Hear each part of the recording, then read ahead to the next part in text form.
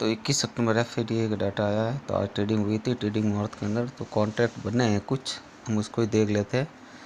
तो 21 अक्टूबर FIDA के data में FI ने 97 करोड़ की खरीदारी की है और DI ने 607 करोड़ की बिकवाली की है।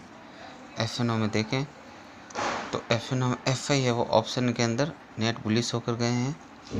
तो इन्होंने क्या किया, इन्होंने कॉल लॉन्ग कॉल शॉर्ट में से कॉल शॉर्ट ज़्यादा करके जा रहे हैं, पुट लॉन्ग पुट शॉर्ट में से पुट शॉर्ट ज़्यादा करके जा रहे हैं। तो इन्होंने कॉल शॉर्ट और पुट शॉर्ट की पोजीशनें बनाई हैं।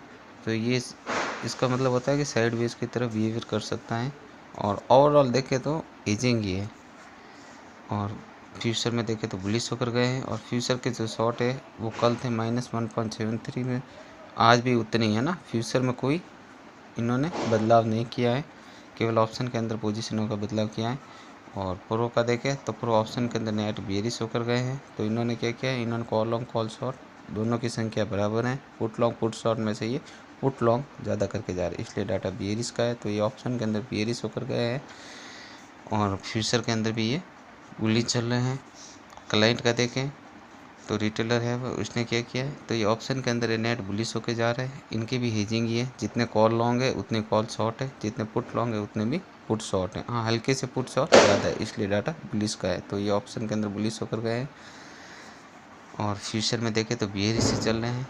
DI का देखें तो DI ने ऑप्शन के अंदर कुछ नहीं किया है और फ्यूचर में देखें तो बिहेवियर होके जा रहे हैं।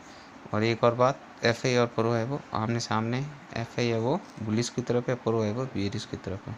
इसी हिसाब से भी मार्केट साइडवेज की तरफ बिहेवियर कर सकता है। समरी में देखें ओवरऑल तो समरी में FI है वो मीडियम बिहेवियर की तरफ, फ्यूचर के अंदर है वो मीडियम बिहेवियर की तरफ धीरे धीरे बढ़ रहे हैं।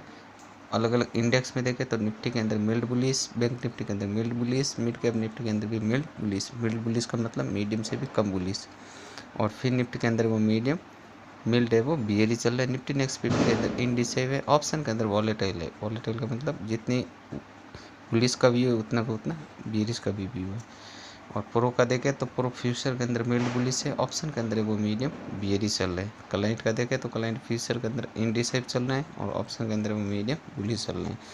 तो ट्रेडिंग मुहूर्त में ट्रेडिंग हुई थी, ये कॉन्ट्रैक्ट बने हैं। और यदि मंथली का देखें, एक बार मंथली का भी देख लेते हैं।